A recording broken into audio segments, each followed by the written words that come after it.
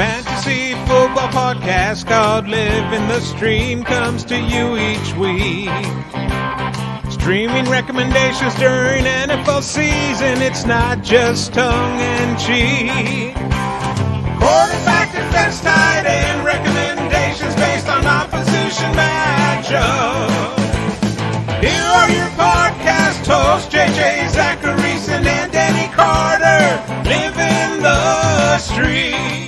Welcome, ladies and gentlemen, to another episode of Living the Stream. I'm JJ Zacharyson, the late round quarterback, and as always, I am joined by my lovely co-host, Denny Carter. Denny, what's going on?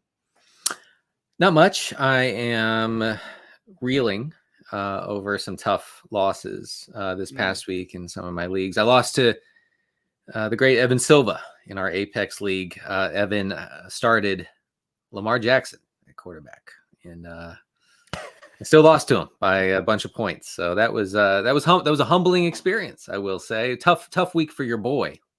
Yeah, that's a league that Evan just is done with, right? Like I believe he is checked out. Yeah.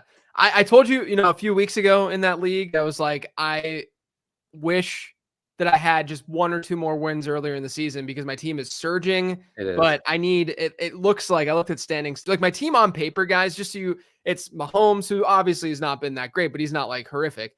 Mahomes, Bijan, David Montgomery, Puka. The part of the issue is that my CeeDee Lamb, who's been crushing, obviously Trey McBride, my team is good. Like, it is not bad, right, on paper. Jake Ferguson, but there's just been stuff like Bijan's, headache, and Marquise Brown I've started when he's not been good and stuff like that. which is always, it turns out, it's always. Yeah, right. Which is pretty much every single week at this point.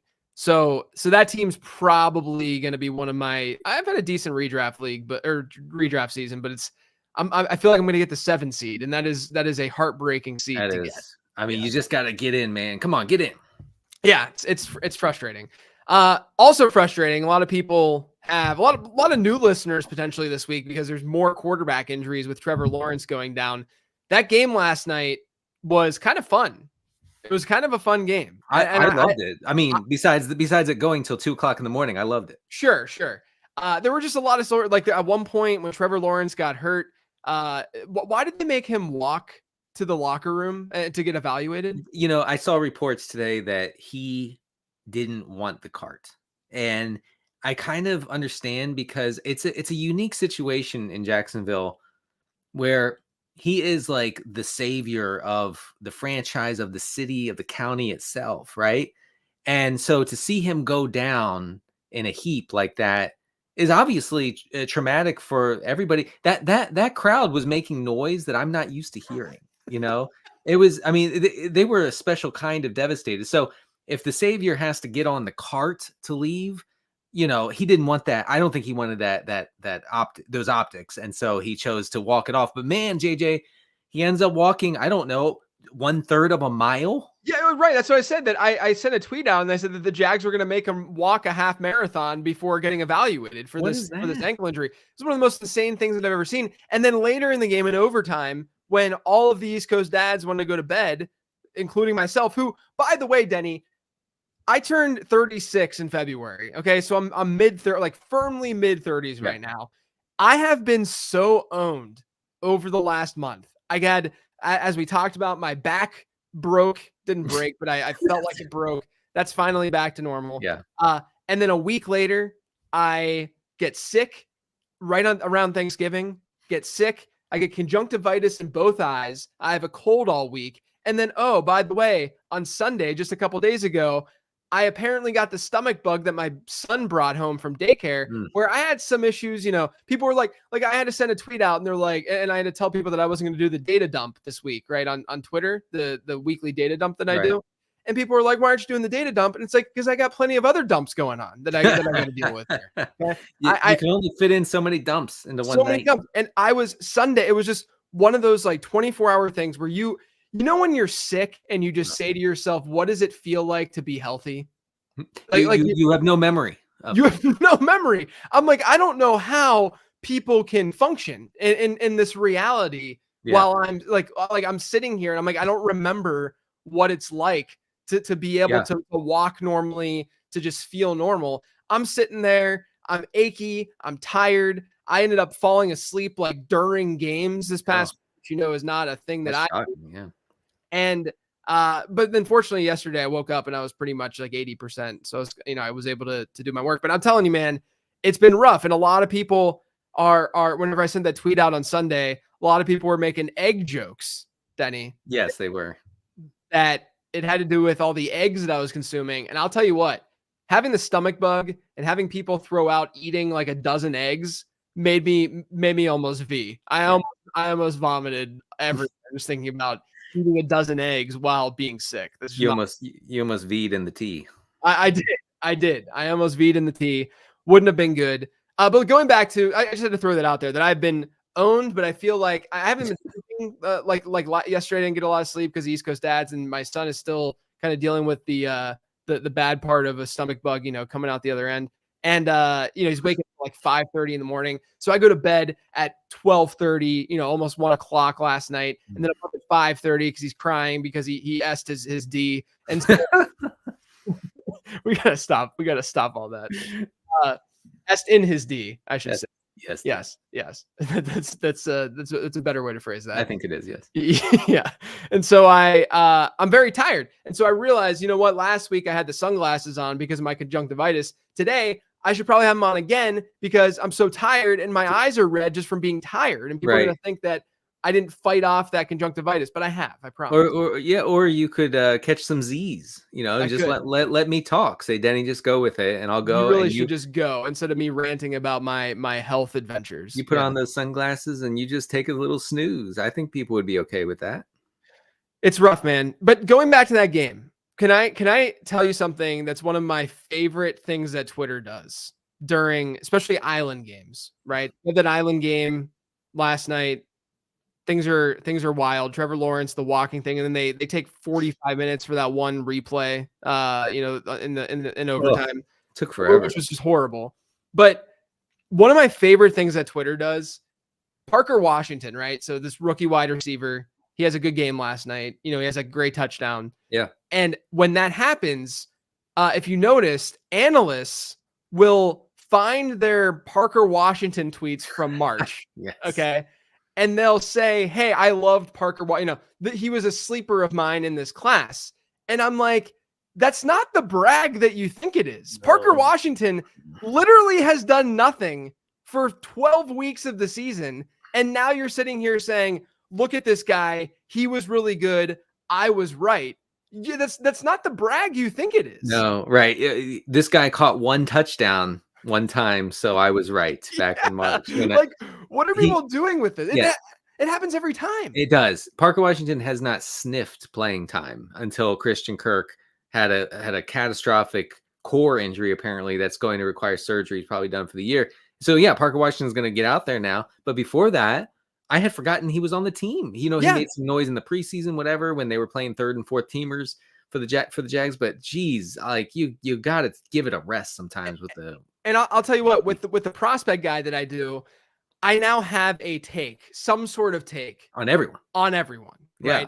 And so when that happened, I had one person say, I think it was late round QB who liked Parker Washington. No. And I'm like, my model didn't mind him because he was an early declare. And he had a good breakout age. He just wasn't, he's kind of, and I know that people throw this around very loosely, but he kind of is in like the Deebo Samuel archetype kind of player. Like he's very good yards after the catch kind of guy. And he can win contested catches like we saw last night. Like I didn't think he was like a bad prospect, but I had him ranked maybe like, I don't know, like in rookie drafts as like a fourth rounder. Like you're not going out to get Parker Washington in that situation, right? He goes to a team where he's not going to find the field, at least for the next, couple of years or whatever. And he's probably just gonna be a role player.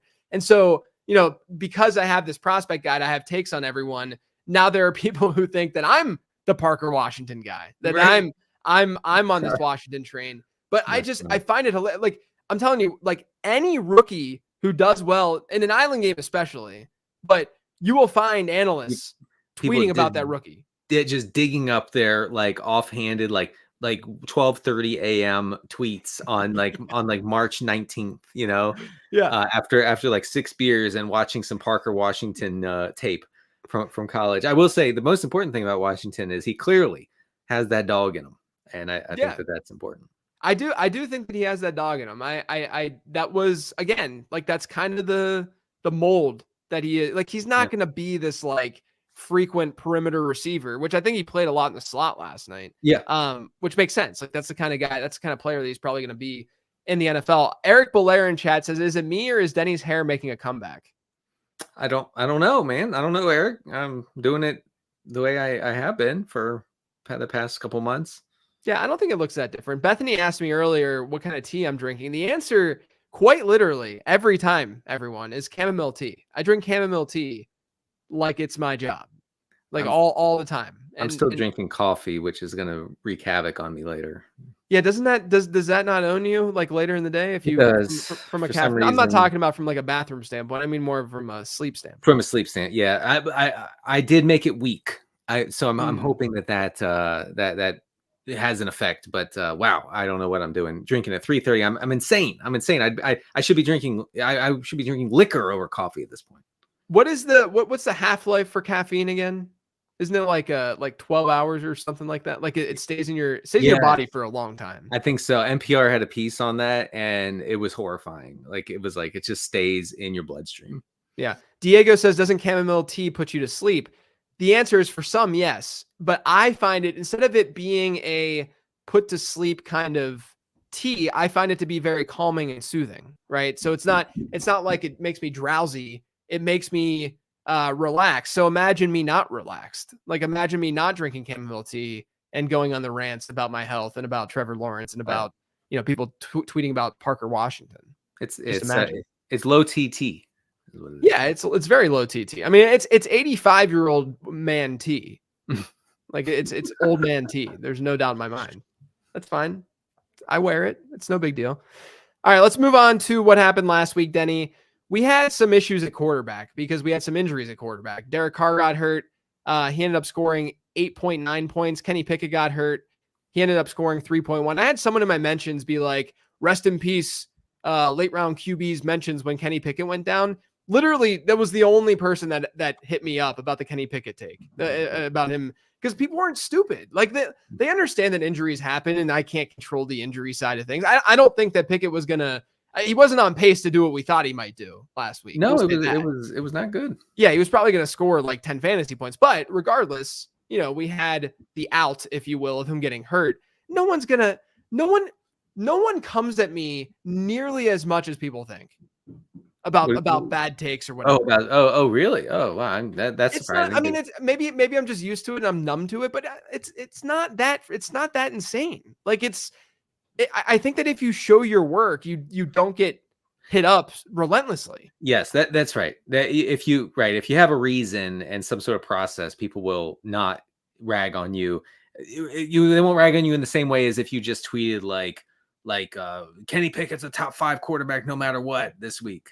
Yeah, I mean, look, people get more angry whenever there's just fire. Like look at the accounts that people get mad at most on Twitter. I'm not going to name names, but look at the accounts that they get mad at most, and it's just people who are firing off takes that have no substance to them. Yes, that's all it is. Yes, I mean, that is the difference. You're right. I do feel bad. I told a couple people this past week to bench Devon Achane, and that one stuck with me. I don't really know what I was thinking, but now that he has shown that he's just inevitable, I'm ready to always say Achane no matter the question. I was surprised. I do rest of season rankings every week for Patreon. I was surprised that, and I compare, after I'm done with them, I compare my rankings to Fantasy Pros expert consensus, right? And so I'm really comparing it to the Fantasy Pros analysts that they have there. So Debro, et cetera. And I was shocked that Devon Achane, according to them, was 8 spots higher in running back rankings than Raheem Mostert rest of season. That's a lot. It's a lot. Achane was like RB12 whenever I was checking last night after I was done. And Raheem Mostert was like RB20. I have Mostert ahead of Achane rest of season. Like I still think Mostert, but I have them like pretty much back to back, ish. but like Mostert was seeing the work in the first half. Achane was getting garbage time this past week. Let's just be honest. Right. I don't know if we can read too much. That was such wonky script. I don't know if you can take too much away from that. Yeah, and look, they're going to use Achane more for sure, like in the first half and when games matter more, all that good stuff. I'm not saying, I mean, I love Devon Achane, but I do think that people sort of like are still ignoring the fact that Raheem Mostert's been incredible this year. Yeah, like he's been an unbelievable fantasy asset. And the Dolphins are a really good run blocking team per PFF. Yeah, I mean the scheme's awesome. Outside of those two at quarterback, we had Gardner Minshew. He had almost 19 points, so that was a good outing. Best call of the week, though, Denny, Jake Browning. Jake Browning had 26.7 fantasy points this past week, last night. Good stuff. You got to credit the Bengals for being creative, using misdirection, like making it so that, because a lot of teams, they just throw in the backup and they go, all right, buddy, you go be the starter now. You just go do exactly what Joe Burrow does. Yeah, and they didn't ask that of Browning, and I think that was it worked out. They didn't, and Browning seems like a really like chill, normal human, down to earth. He's a normal guy. Yeah, like just completely level headed, and is sort of has that like Brock Purdy demeanor, you know, just like doesn't think like seems to care obviously, but doesn't seem to care that much about what's going on the football field. Tight end, we had Hunter Henry. 3.5 PPR points. Tucker Kraft 6.7. Did we add Brevin Jordan? Oh, officially, God. I don't know if we officially did. I don't remember. Probably should have communicated. I was sick, so that's part of the reason why I didn't message you. But yeah, I won't mention Brevin Jordan. Juwan Johnson though was the biggest disappointment. He had 0. What a disgrace. Yeah, so frustrating. Defense was good. Chargers, they had 17. Falcons, they had 17. Rams, they had 7. Jacksonville, they had 3. Jacksonville is a disappointment, but overall, really, yes, gosh. But can we just make or talk about defense really quick? So on 15 transactions this week, I mentioned that Dallas was a sell. Okay, Dallas has played 6 games against top 6 matchups by adjusted fantasy points allowed. Okay, so 6 easy cakewalk matchups. In those games, they're averaging over 20 fantasy points per game. Okay. Wow. And every other game, guess what their average points per game is? What? Just guess. just throughout it. Like, you know how defenses score. Guess how many points in every other game outside of those top matchups? 7. 3. Oh my goodness. They're averaging 3 points. I had to have you guess because it's more dramatic. Yeah. I mean, I thought that I was going way too low. Yeah. 3. They're averaging 3 points per game. They've gotten over 4 points in one game against a non-top 6 matchup. And so I said, sell Dallas's defense. You don't have to drop them outright if you feel uncomfortable doing that. But I do think that we're in this like world right now in the NFL where there's so many bad quarterbacks playing that you shouldn't have that much trouble, even like during the playoffs when people are stashing defenses and stuff. Finding a defense week in and week out. I mean, you could do a look ahead defense. That's great during the playoffs, but like you shouldn't have that much of an issue finding a defense that can give you decent production. I mean, we called out the Chargers last week, who have been horrible all year. They score 17. The Falcons, they score 17. Like that's going to happen when you're facing, Tim Boyle and Bailey Zappi. And we're going to see those types of quarterbacks get trotted out there every single week rest of season pretty consistently. Yeah, you're right. The quarterback apocalypse has made defenses, streaming defense, whatever, a whole new ball game than it usually is. I mean, if you look at defenses that you're definitely starting this week, I can't identify more than 4, that you absolutely have to start, and 2 are in one game, the Steelers and Patriots. Right. So Victor, I know, is being sarcastic here, says streaming the Jags defense was good yesterday against Jake Browning. I understand. I mean, this is not a let's take a one-off instance and say that this no longer is a trend that we can exploit type of thing, right? Like what I'm saying is Dallas moving forward, horrible matchups through the rest of the fantasy season. Literally not one good matchup they have a brutal schedule in like real football, like from a real football. They get Philly, Buffalo, Detroit, and another really good offense. I can't remember which one off the top of my head. And so what I'm saying is is those defenses in tough spots. I would rather play a mediocre defense like Houston this week that we're going to talk about against the Jets, against the Steelers, against the Patriots. These bad offenses. I would rather take the Steelers over under against New England is like 30.5 or something. Like it's something, it's like an Iowa game, right? It's ridiculous. And so I don't understand this like urge. And I see it in rankings every single week. People are putting Dallas super high. They're putting, even Philadelphia, right? Against Dallas. Why would you play Philly against Dallas this week? There's no reason to. No. They're a desperation play, honestly. Yeah. So anyway, let's move on to week 14. Let's talk quarterback. Why don't you kick things off? Yeah, we're back to Minshew season, playing the Bengals. Bengals are a pretty good matchup. Cincinnati is the league's 5th most extreme pass funnel defense through week 13. They allow the 2nd highest dropback success rate of any team since week 8. I have other metrics here, but just suffice it to say, folks, that the Bengals are soft against the pass. I did find it interesting that in basically like 1.5 games without Jonathan Taylor, the Colts are 6% over their expected drop back rate. So they are kind of leaning toward the pass, which is way different than what we saw with Jonathan Taylor when he was at full health and they were finally sort of putting him at the center of the offense. I think there's a chance we could see some inflated volume for Minshew and the pass catchers for the Colts. The Jonathan Taylor thing I think is going to be really interesting because the Colts are in the thick of it right now. Like they're a playoff team right now. And so I don't know if they're in or I think they're in right now, but regardless, I think that it could become a situation where they force Jonathan Taylor back maybe a little earlier than expected. And that's going to be very interesting from a fantasy perspective, because if he's back week 16 instead of 17 or 18, then all of a sudden that's huge for teams, especially, I have Jonathan Taylor on a team that locked in a bye. And so all of a sudden he might actually be back whenever I need him to be back. I also think that the aforementioned Jake Browning being able to keep the Bengals offense viable, on what is that phrase? Keep them not on task, on schedule. Yeah. That improves the fantasy environment for everybody involved in this Colts Bengals game. Yeah, for sure. I'm going to go to Josh Dobbs as long as he starts. I'm still of the belief that he's going to at least get a chance with Justin Jefferson. He'll be a quick hook. It would be. I agree. If he screws up early, it's probably a good chance that we see Nick Mullins step in there and do something. But I don't know. I think that you're on the opposite side, that you're ready. Are you ready to move on from Josh Dobbs? Like, do you think the Minnesota should? But his performance against the Bears was that bad. It was bad. It was frightening.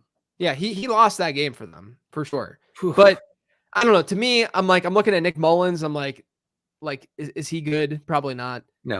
Jaron Hall, probably not. I mean, like the resumes of these players that would replace Josh Dobbs, it's not even like Flacco-esque. Like I feel better about a Flacco than I would these two guys, because Mullins thrived in a really good situation, as we've seen other quarterbacks thrive in.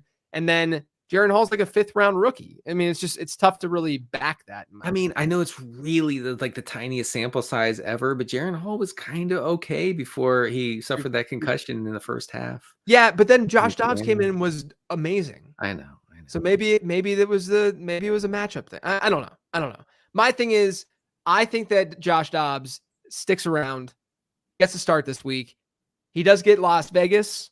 Vegas has actually been a below average team for quarterbacks in adjusted points allowed this year. They ranked 21st in adjusted points allowed. But Minnesota, they have the 10th highest implied team total. We've seen Dobbs' upside. And I think the number one reason here is Justin Jefferson is going to be back. Yeah. Right. And like you said, I do think that you're right, that the leash is short for Josh Dobbs. That to me is the risk. If Dobbs plays a full game, I probably feel best about him versus any of the streamers this week. Probably. Yeah, but Kevin O'Connell has made it very clear that he's not like the locked in starter. So we know that going into it. Yeah, so it's risky, but I do think Dobbs makes sense. I have my co-host Joe Flacco. If he does get the start against Jacksonville this week, apparently Dorian Thompson-Robinson could possibly start. But I don't see it. How did I they mean, go back? Flacco was good. Flacco was fine. I mean, he at least threw the ball down the field. He did 500 plus air yards for Joe Elijah Flacco. Moore actually being used as a down the field threat. So yeah, I mean, Jacksonville's allowing the 4th highest dropback success rate since week 8. 8th highest adjusted net yards per attempt, which is a good measurement just of general sacks general passing success. And Flacco is going to throw a lot. That's just part of, I think, just part of the Joe Flacco thing. Pat Doherty joked today on the Roto World Football Show that Flacco, when he signed his contract, probably said, "Look, I'm only doing this if you can guarantee me 40 plus dropbacks a game." Yeah, because he did that with New York. He did. So if we had 46 dropbacks last week against the Rams, 5% over their expected dropback rate against LA.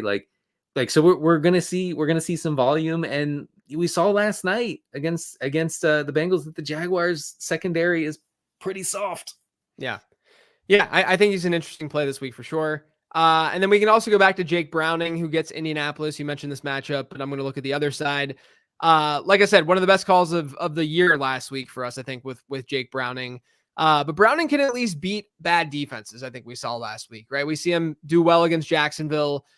A lot of people wrote him off because he played Pittsburgh, which divisional game. We know that Pittsburgh can get to the quarterback at the very least. And then before that, he stepped in for Lamar Jackson against Baltimore. He actually wasn't that bad against Baltimore. Like stepping in cold like that in Baltimore. Right. Like he didn't play that poorly. So our sample size now of Browning is an okay game, a bad game, and a really good game. I mean, he was 32 of 37 last night.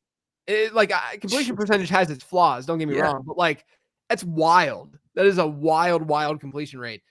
Jacksonville this past week, they're the 4th best matchup by adjusted fantasy points allowed.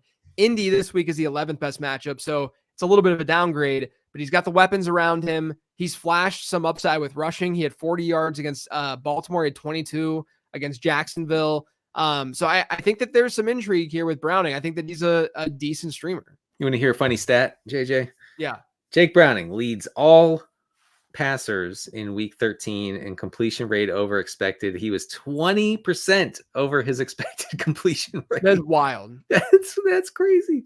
Yeah, that's absolutely wild. I mean, he was great. And then they decide to not put the ball in his hands. They give him to Tyler Boyd and he throws that pick. Oh, what a terrible play. What was that? All right. Not great. Right. Moving on to tight ends, correct? Let's move on to tight ends. Yeah. All right. I will start. Look, I have 2 uninspiring. You won't believe this, but these guys are not great plays, but we're going to talk about them anyway. Gerald Everett against Denver. Since returning to the lineup 2 weeks ago, Gerald Everett is running about 60% of the routes in the Chargers offense. He has a whopping 11% target share over those 2 games, but the Broncos are a good matchup. So either Donald Parham or Gerald Everett is probably going to have a decent game here.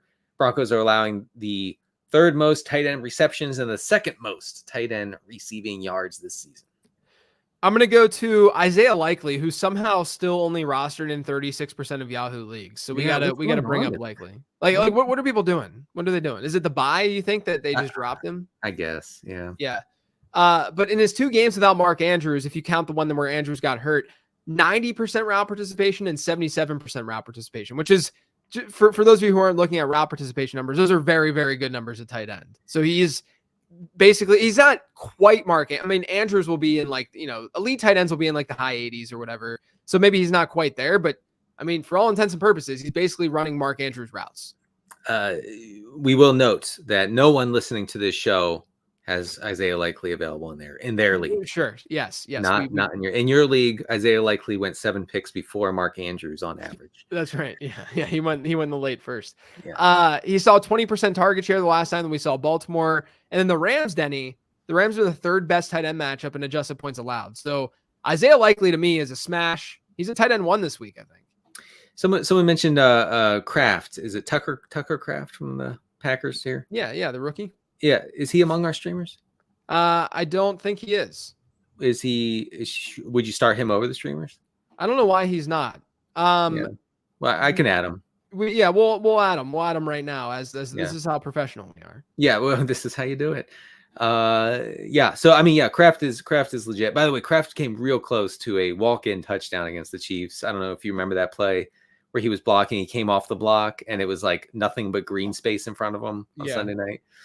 All right. So yeah, I mean, Kraft's definitely in play. And he's way better, I think, way better play than like a Gerald Everett. That's to give you some more, he had a 17% target share this past week, 66% route participation. It was 81% the week before where he didn't see a high target share naturally. But then you got this Christian Watson injury, which they're being weird. Like they still haven't said anything about that injury, have they? No. but come on, he's going to be out forever. Yeah, he'll be out for 4 weeks. It's fine. Right as he was getting good again in fantasy, he'll just go back to IR. When a guy literally just stops moving on the field and crumples into a ball, the analytics say that guy will never play again. Yeah, rough scenes. Good luck with Christian Watson. All right, so K. Otten, our cardio expert and king, K. Otten. He's running a lot of routes, folks. He ran 30 routes last week against the Panthers. He saw 0 targets. So that's what I mean by uninspiring. He is now 4th in the league in tight end pass routes, just out there a lot. So, you can play him. He's going to be out there. And Atlanta's a good matchup.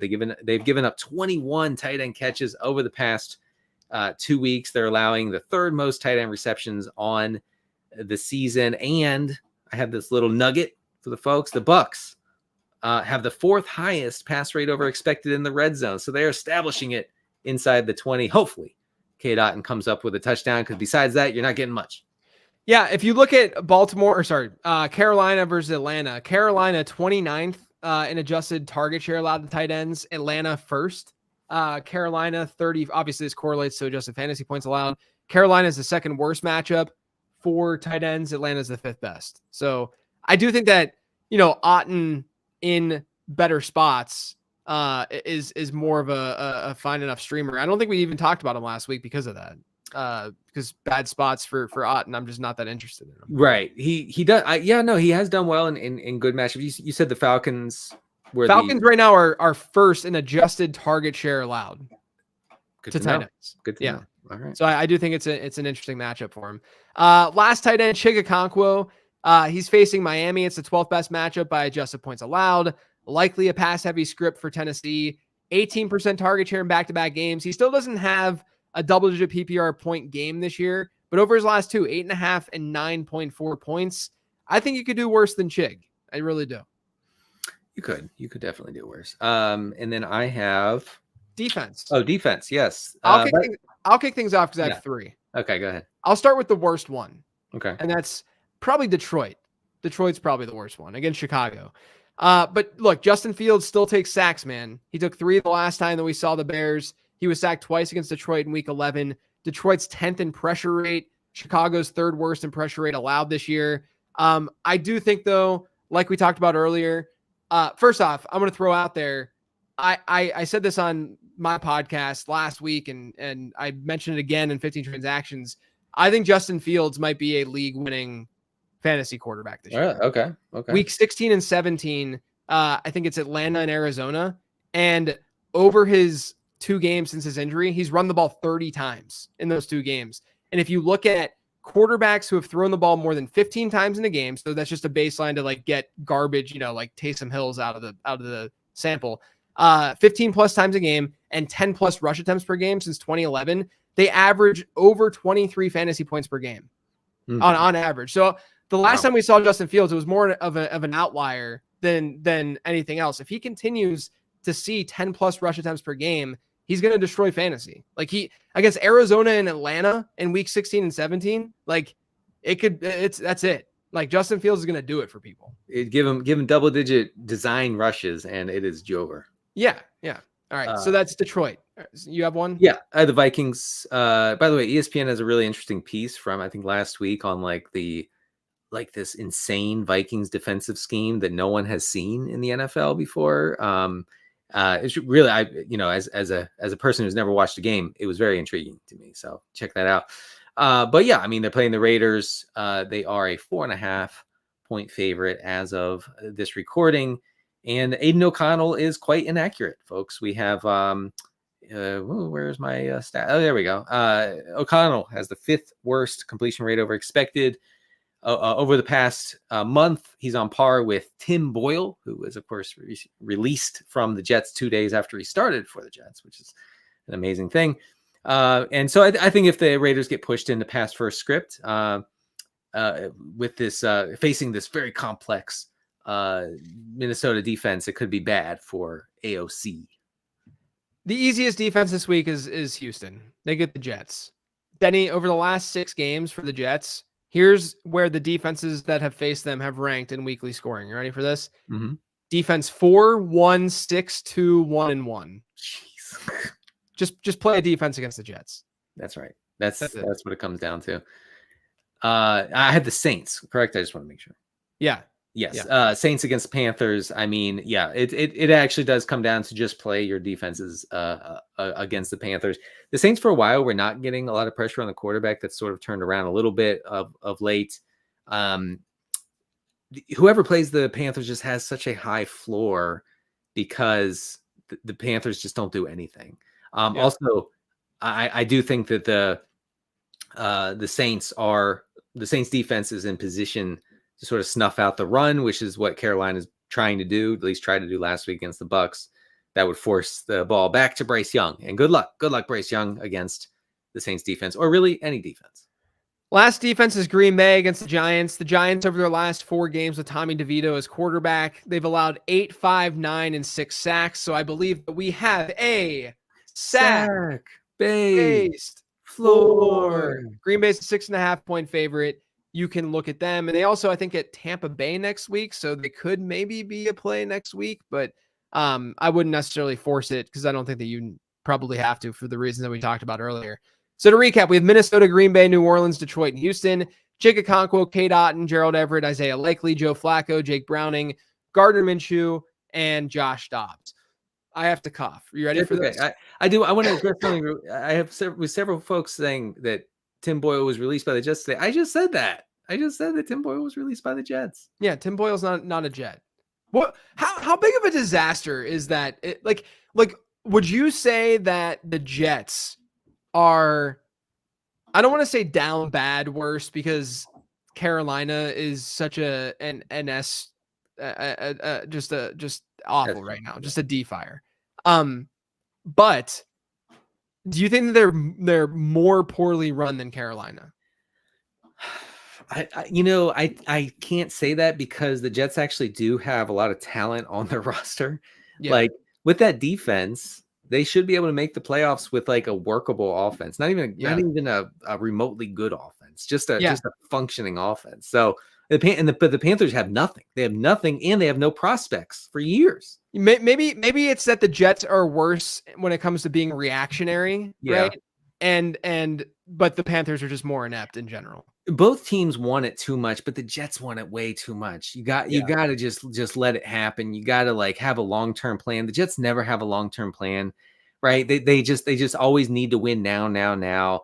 What a debacle. What a fragile plan for the 2023 season. We're going to get the old quarterback. He's going to recruit all his washed buddies, and if he stays healthy for the whole season, we're in it to win it. If he has one injury, it's literally over, and we're the worst team in the league. Yeah. All right, let's look at the questions from Twitter. We have one from last week, and it's from @Larry_Delo. It says, you walk into a public bathroom to make a number one. to make a number one. Okay. All the urinals are occupied, so you will need to use a stall. And then it says, do you drain the main vein, ... A, standing and leave the door open. B, standing and door closed. C, sitting with the door closed. Or D, sitting with the door open. Definitely not that. If you're sitting with the door open while draining the main vein with doing number one, you need to go get checked out. Yeah, no, that is not an option. I did not see that coming, honestly. I thought you were done with the options, and then you threw out the last one. Right. Also, this main vein thing, that I'm not. I don't like it. I shouldn't have said it again. One time was enough. Not a fan. It's gross. It's a gross thing. I'm grossed out. We're both standing. Yeah, you're standing. You're standing and you're not closing the door. Not closing. I think I'm like 50-50 with it. Depends on the environment. Like you could argue closing the door. Like I'd probably close the door if there's like kids running around in there and stuff, just because it's weird. I want to just be away from that. But yeah, sure. If you're like at a game or something, just leave it open. So people, not only that, then people know they can stand behind you because you're just peeing. You're not taking an S. That's right. We do have a viewer who says, "What's wrong with sitting with the door open?" And I find that off-putting. JL, this is JL who's saying that, and he's just trying to ruffle some feathers here. Okay, well, you ruffled mine. Yeah. Next question at Rich T Ryan. He says, "Are either of you excited about GTA 6, or are you beta boys like Elon Musk? Do you have a favorite GTA?" No, I don't even know what you're talking about. Do you know what GTA is? No, what is it? Grand Theft Auto? Is that what it stands for? That's right. That's right. And did you know, Denny, that GTA 5, which is the best one so far, to answer that question, GTA 5 came out in 2013, Denny. Wow, okay. Really? And people have been waiting for GTA 6 since then. And they came out with a trailer yesterday for GTA 6, and it's promoting GTA 6 finally, right, for 2025. Oh, so wow. So like it's insane that it's like totally acceptable to like promote, to take this long to promote. So what they've been doing, they've added so many things to GTA 5 for years. Like there's an online version and you have a little character and you can do all kinds of different stuff. And someone said, "Proud of you, Denny, for knowing GTA." But GTA 6, Denny, is going to be like, you can just live in that world online and like there's a storyline to it and stuff as well, like a campaign for sync, but you can also play online, and it's going to be the most in-depth, insane, huge map. You can do anything. I mean, even now you could GTA 5, I don't play it anymore, but you can go to the casino and gamble. You could do you can do tons of stuff in GTA 5 online, but it's going to be even more. You're going to be able to literally do anything in that game. Sounds horrible and dystopian, like all video games. It's definitely dystopian, but it's incredible. It's the amount of detail that they put in these games is insane. Yeah, I mean, sure, but this person, I'm sure you'll be able to log in through your VR headset and just live inside there while your body dies on the outside. Yeah, yeah. I mean, that's where this person asking, like, do we like GTA? You clearly don't know me, because I've never even seen GTA, much less played it. I think my brother-in-law used to be into it. That's the reason I know that it stands for Grand Theft Auto. I'm pretty sure. I'm gonna just Google it very quick because it might just pop up. Okay, yeah. The GTA 6 budget, Denny, if you Google it and just look at reports, between $1 and $2 billion. The budget to make this video game. Oh, I don't like any of this. It's wild. It's crazy. Next question is from at Slinky Pudding. When you eat a frozen meal, i.e. corn dogs for Denny, exclusively Amy's for JJ, do you eat from the package it is heated in, or transfer to a plate/bowl like a civilized human?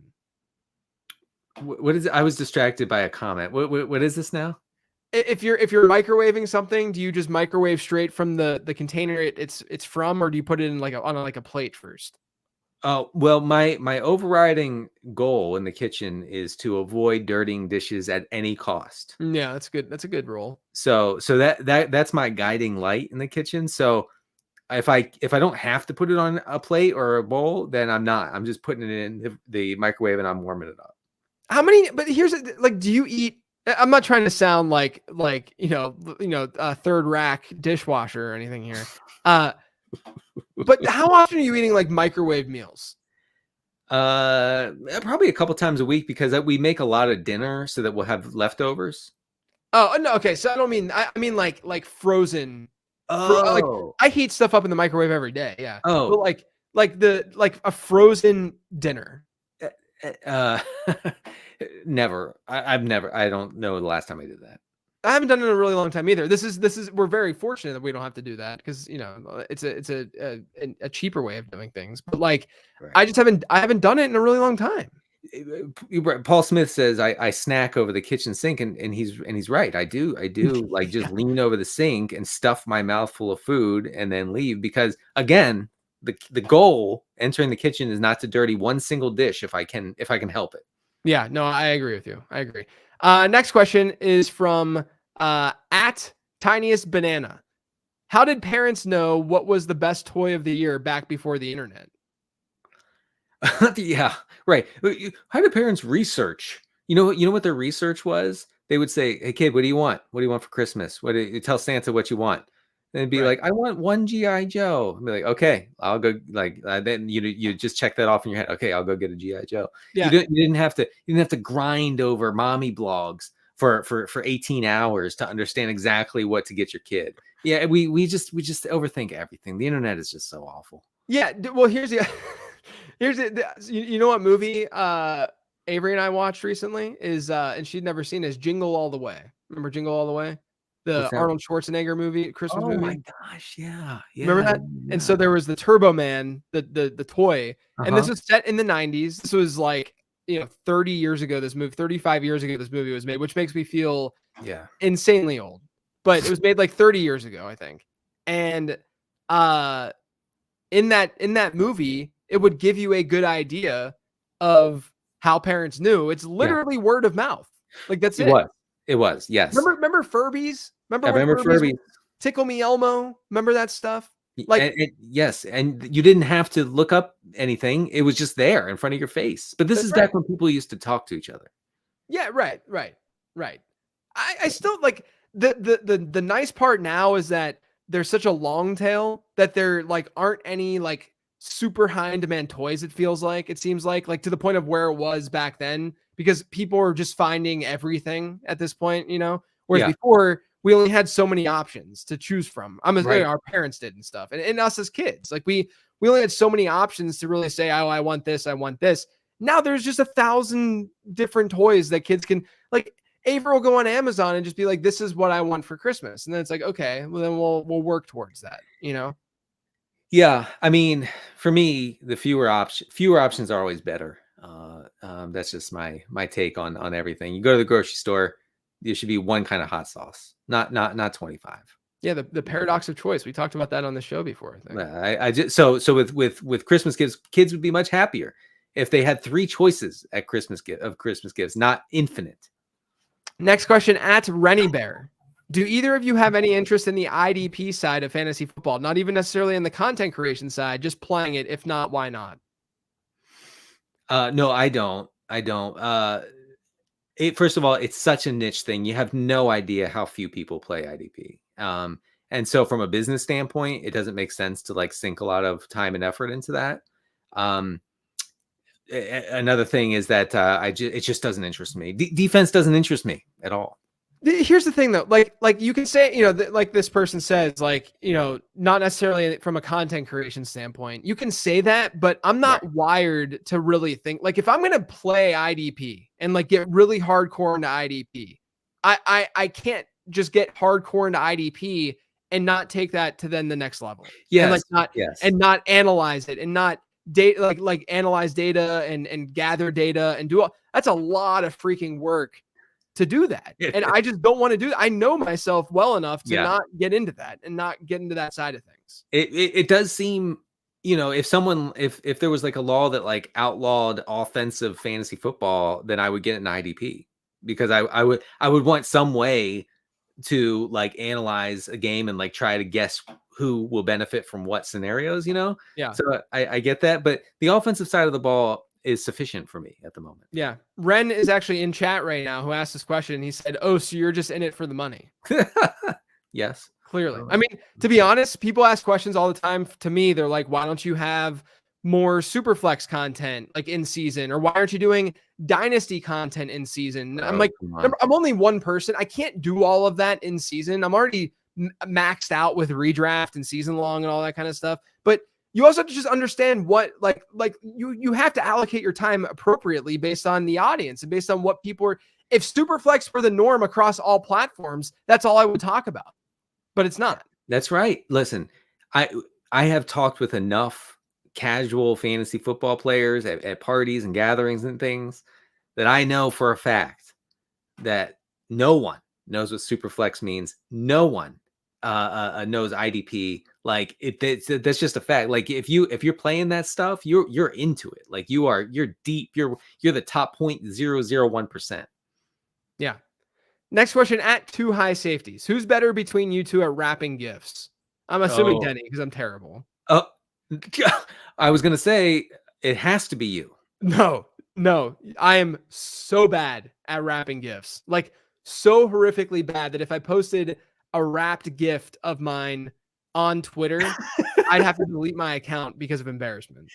So, okay, every Christmas when it comes time to wrap gifts, I try to, I like split the workload with my wife, and we start wrapping the 500 gifts for the kids, and mine are not good, and it makes me think that like it's like it's one of these like learned helplessness situations for dudes. Like you and I could be good at wrapping gifts. I don't know. JJ, if you wanted to, you could be literally like an elite. I'm really bad at that kind of. I'm not crafty at all. I think I have really large hands, and I think that they just get in the way, and it's just really uncomfortable. And Kenny Pickett would be great at wrapping gifts, I'm sure. You're too big. I think so. I have you ever seen that one dude who has like some sort of disorder, and it's not like he was just born with it or whatever, and his hands are gigantic. That's you. I feel like him sometimes. He holds a can of pop. I said soda just so that people would understand what I'm saying, but I actually say pop. And it's the size of it's half of his hand, a full can. That's what I feel like when I'm wrapping a gift. By the way, when the Kelsey brothers were pictured drinking a Bud Light in the stands at Phillies game, I think were they holding regular cans, or were those like baby cans, or are they just that big? I didn't really like pay close attention to, because usually though too at stadiums they have like pounders. They have the bigger, but that would be bigger, not smaller. If they look tiny, I'm assuming it's just a regular 12 ouncer. I feel like they were like holding like a tiny version of a Bud Light can, but I think that they're just that big. Anyway, it was. I mean, like weird. if could you imagine lining up against Jason Kelsey once, just once? I mean, you'd be like really happy if you didn't end up in the hospital. Right. That's right. Yeah. Because crazy how large these. He would grab you. He'd grab you like by the collar and just throw you. Yeah. Speaking of Jason Kelsey and the Kelseys, at KDBanks01 says, which universally liked player would be the most fun to make a heel turn and become a villain? And how should they do it? Kelsey cheating on Swift? Oh, yeah. That would be good. Mahomes hating on Casey Barbecue? CJ Stroud buying a Tesla Cybertruck? that wouldn't be much of a heel turn. For many. But those Cybertrucks, I don't know. Those Cybertrucks are literally the ugliest vehicles I've ever seen. They're crazy ugly. Yes.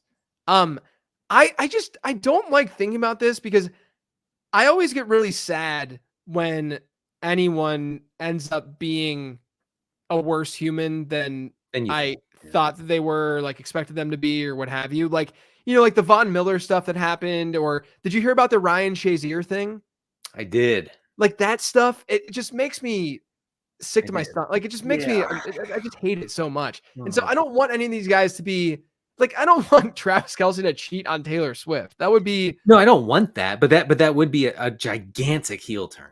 That would be the heel turn. I mean, if you want one like dude who's on top right now, super likable, especially because Kansas City's not really playing that well, so people don't even care about their offense and stuff. So they're like, oh yeah, Travis Kelsey's a goat, but he's not. They're not playing that well, so we can like him. And even if we're facing them, whatever. And then you get the Swifties. Like Travis Kelsey is on top right now. Oh yeah, that would be the biggest heel turn in the history of sports. And the thing is, a lot of guys would be into it. They would like Travis Kelsey for doing this. Yeah. The problem is heel turn sort of comes with players doing something at a detriment to someone else. Yeah, right.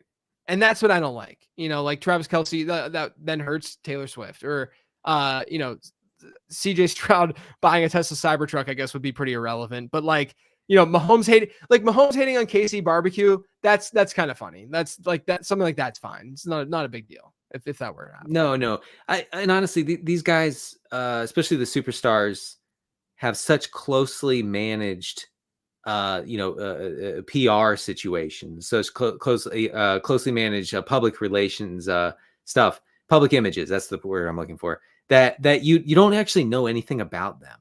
Yeah, and you that, don't. and that's on purpose. Like I don't know anything about Patrick Mahomes, nothing. Right. And that's very intentional. Yeah. I mean, look at look at Mike Trout in baseball. But like one of the greatest baseball players of all time, and literally no one knows anything about him. He could walk anywhere in America and not be bothered because no one knows who he is. No one has any idea who Mike Trout is. 0 people. By the way, you know who I do know about? I do know something about Aaron Rodgers, and that's intentional, and that didn't work out for many people. So yeah, you don't really know. So the heel turn is hard to judge because no one knows anyone, because everything is so polished. No one takes a stance on anything. Everybody buys Nikes. This is what Michael Jordan said. Easily the players who would be the craziest to make a heel turn would be the Kelseys, because they have the most popular podcast in the world. Yeah. And they are at the top of their game, and they're incredibly likable people. Like insanely. Jason Kelsey is unreal likable. Like I can't think of anyone more likable in football like ever than Jason Kelsey. And the commercials do them a lot of good. They're very good commercials. Yeah, I think they would have to be the people. I don't want to say what they would have to do, but I think they would have to be the people at this point. Right. All right, next question. At Mana_dork. Early this season, I was ridiculed for trying to save a little money by replacing a 12-ounce steak with its equal weight in hot dogs. One hot dog equals 1.5 ounce. And now JJ is being berated by Little Breakfast for his carton-a-day lifestyle. When will Denny face justice for his hummus consumption? Oh, that's good. It's true. I can't believe.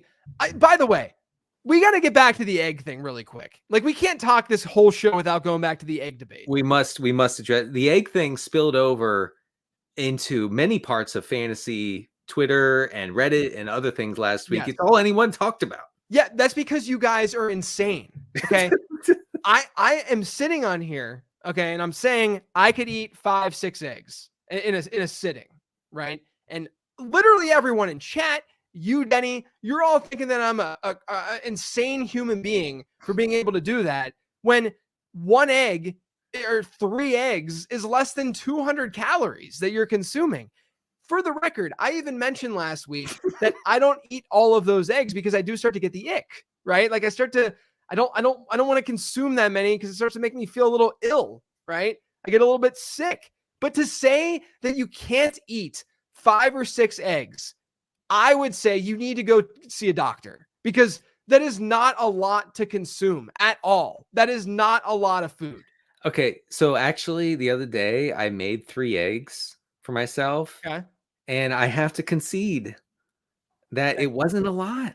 It's not a lot. It is not a lot. But I can understand stopping at 3 and saying I'm going to get something else to eat. I did stop at 3. Yes. But I wasn't overwhelmed by 3. Okay, here's the thing. When you go to IHOP or whatever and you order a 2-egg omelet, I mean that's a monster. I don't know how that's 2 eggs. It can't be. But all of any sort of like chain or restaurant or whatever, they put it in, they just inject everything with like crazy hormones and stuff. Yeah, like, yeah. So one time I ordered a 3-egg omelet with Melissa's family, and they were like, "Whoa, you hungry, Denny?" And I was like, "It's 3 eggs," but it came out, and it was the size of my head. Yeah, right. I'm assuming they're using like dinosaur eggs or something. It was insane. But it was so crazy to me. Finally, people on Twitter, because everyone in this chat, all you haters, are sitting there saying, "You're crazy, JJ. You're nuts." And I felt after the show, I felt like I needed to talk to a therapist. Okay, and so I then went to Twitter as therapy, as you know, most people with any sort of following would do. And I went to Twitter, and fortunately, people were out there backing me.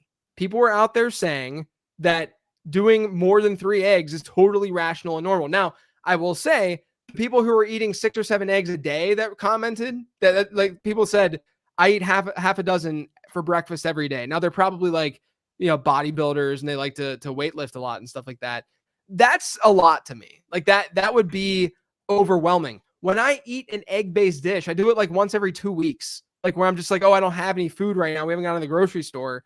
We have some eggs. I have some leftover ground turkey. I'm going to throw them together, put some spinach in there, and maybe some frozen peppers and onions. And all of a sudden I have a dish, put some hot sauce on there. I'm good to go. Right. But it is insane to me that anyone could get full from 3 eggs. That is less than 200 calories. I don't care how much cholesterol's in it. I don't care how much fat's in it. That is less than 200 calories. You are going to be hungry in 35 minutes. You're right. I feel that way about pasta, by the way. There's no amount of pasta that I can eat that will make me full. Yeah, pasta's pretty similar. Yeah. I mean, if it's just plain pasta with just sauce and nothing else on it, like I'm sorry, like I can eat like 2 enormous bowls and not even become even close to full. So I'm with you. There are enormous amounts of food that simply do not fill the belly. Yeah. So John says 3 eggs max, but I never eat eggs alone. I think that's the problem, is that a lot of people don't eat eggs alone. My take was I'm eating an egg-based dish where it's mostly egg. Like that's mostly what is going into my body. You can eat 6 when that's the case. You can do it. We believe in you. That's my take. One more thing before we go. We have a question from Diego Lopez. Diego, 24 FPS. Are you as annoyed by Dak's, yeah, here we go, snap cadence call as I am? Okay. It's almost as annoying as Mahomes, give me the next play, finger tick he does between snaps. I'm not mad though. Don't tell anyone that I was mad. We will not tell the newspaper that you're mad, Diego. I don't know. I'm not mad about it yet, but give me some time. I might get mad about it. Nothing that Dak can do will make me mad because he's playing so well, and I feel like this small victory with Dak playing well, because I've been a Dak guy forever, and I just feel good that he's playing. He can say whatever he wants at the line until he says something that's going to actually be offensive. Ooh, wow, everyone in the chat is supremely annoyed by the Dak thing. You have to understand though, quarterbacks are just cheesy. Like they're very cheesy people. So like a quarterback being like, yeah, here we go, like that's normal. That's just normal. Also, the finger tick thing that Mahomes does, I kind of like that. Like this guy is able to completely forget about the previous play and be like, give me the next play. Like that's a champion's mindset. The only thing that I don't understand with Patrick Mahomes is why he always walks the way, like he walks like he's injured every time that he gets to the huddle. And he's always like, so it's almost like a Steph Curry kind of deal. Like, how Steph Curry, when he plays, he just looks so relaxed all the time. Like he's going to go to sleep or something. And with Patrick Mahomes, like he gets up from a play and he's always just like, he's walking around like this, and then he's just like, yeah, right. What he walks like he's trying to hold in the poop. That's right. It looks like he's trying to hold it in. Right. It's a very bizarre, and like, I know that people have talked about it and stuff, but I still feel like people don't talk about it enough for him being arguably the best quarterback ever. Right. Like no one talks about how odd that all is. By the way, real quick, just something I noticed on that return touchdown that the Packers had against the Chiefs last week. Mahomes is this smart, and I really believe this is what was happening. Mahomes tried to race in front of the blocking Green Bay defender, obviously not the guy with the ball, but the guy who's blocking. He was trying to get in front of him so that he could draw a block in the back. Yeah, probably from the guy, and he almost succeeded. The ref took a second look, like, "Whoa, what was that?" But he was too far behind the play in order to get up to speed and time. But that's like this guy is just always 3 steps ahead of everybody. He's the smartest quarterback, smartest football player I've ever seen. Period. People get so mad when players like ask for flags or why? Like this is the game. They're trying to win. They're trying that's part of the game. Like the best NBA players always flop or like try to do like whatever. And like people did that with Sidney Crosby forever in hockey, that he was like this, what they called him Cindy because they were cool in alpha.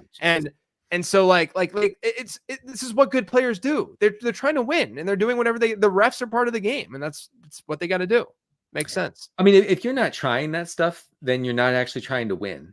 Yeah. Which is a problem. Like if you're not trying to like quote cheat or like get by like using the rules in your favor, then you're not trying to win. The Patriots did this expertly for 20 years and they became the greatest dynasty of all time because they cheated.